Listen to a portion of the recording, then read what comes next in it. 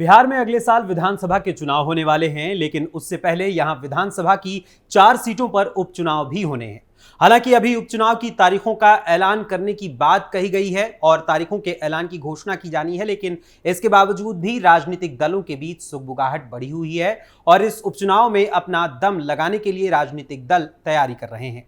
वहीं इसी बीच जहां एक और राजनीतिक सलाहकार रहे प्रशांत किशोर ने अपनी जन सुराज पार्टी का गठन कर दिया है और 2025 के बिहार विधानसभा चुनाव से पहले उनकी इस राजनीतिक पार्टी की टेस्टिंग बिहार विधानसभा की 4 सीटों पर होने वाले उपचुनाव में होने वाली है। तो वहीं हिंदुस्तान आवाम मोर्चा यानी HAM के अध्यक्ष और केंद्रीय मंत्री जीतन राम मांझी ने दावा किया है कि इमामगंज से HAM यानी हम जीतेगी और बेलागंज में भी उलटफेर होने जा रहा है।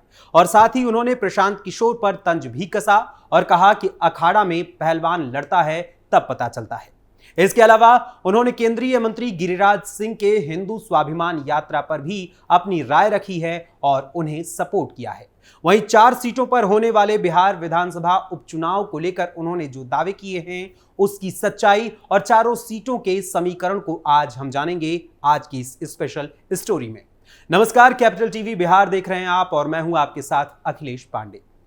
दरअसल बिहार में 4 विधानसभा सीटों पर उपचुनाव होने वाले हैं, जिनमें तरारी, रामगढ़, बेलागंज और इमामगंज विधानसभा सीटें शामिल हैं।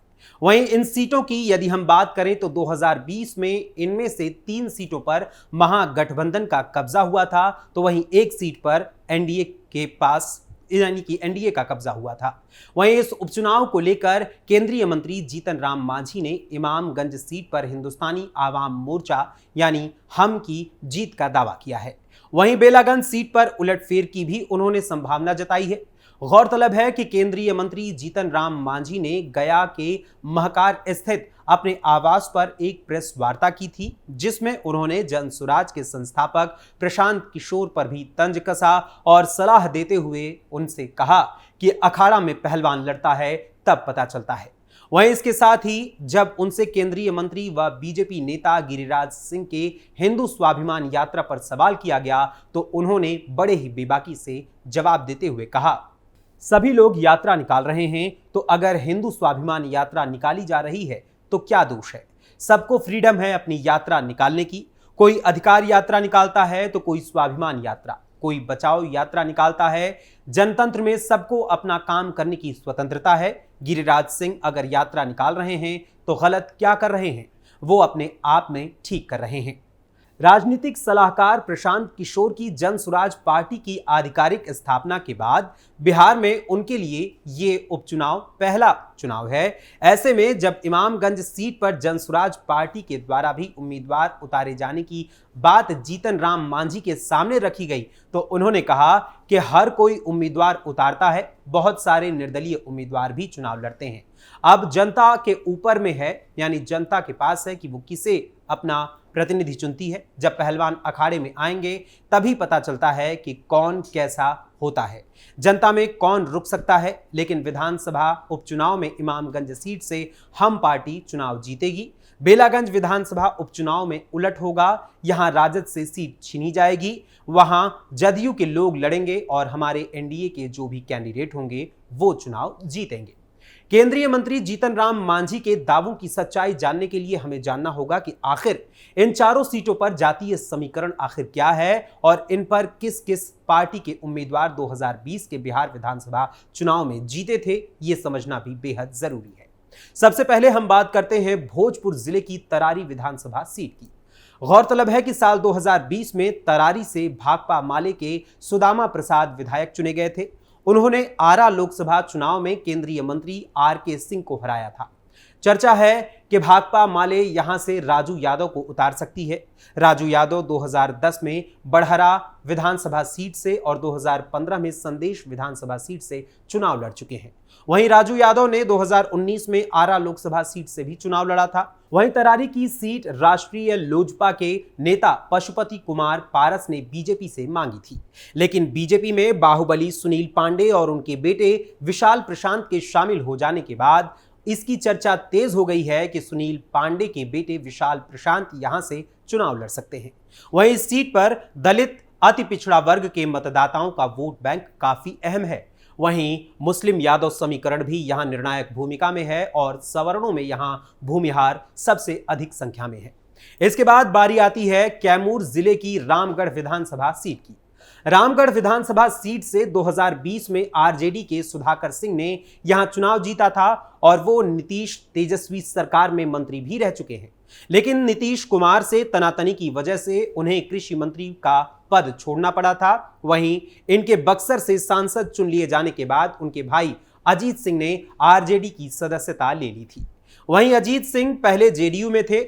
यहां से अंबिका यादव के भतीजे पिंटू बसपा के टिकट पर चुनाव लड़ सकते हैं। साथ ही इस सीट पर चुनाव लड़ने के लिए पूर्व विधायक अशोक सिंह, अभय सिंह, आलोक सिंह, परशुराम तिवारी भी बीजेपी के बड़े नेताओं के चक्कर लगा रहे हैं।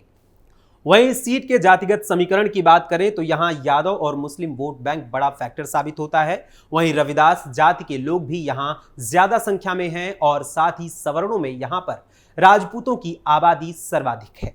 इसके बाद अब बारी आती है गया के इमामगंज विधानसभा सीट की। बिहार के पूर्व मुख्यमंत्री जीतन राम मांझी इमामगंज से विधायक थे। वहीं अब वो गया लोकसभा सीट से सांसद हैं और केंद्र सरकार में मंत्री भी हैं। तो वहीं उनके पुत्र संतोष सुमन एमएलसी और बिहार सरकार में मंत्री हैं।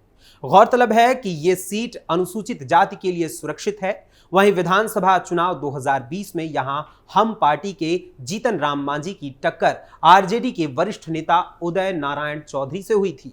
जीतन राम मांझी को 78,762 वोट मिले थे, जबकि उदय नारायण चौधरी को 62,728 वोट मिले थे। इमामगंज विधानसभा सीट को कोयरी जाति का नैहर भी कहा जाता है। यहां कोयरी जाति की आबादी सबसे अधिक है। दूसरे स्थान पर यहां दलितों में मुसहर जाति के लोग आते हैं। इसके बाद तीसरे नंबर पर जनसंख्या के आधार पर मुस्लिम वोट बैंक यहां पर सर्वाधिक है और सवर्णों में यहां पर राजपूतों की संख्या सबसे अधिक है।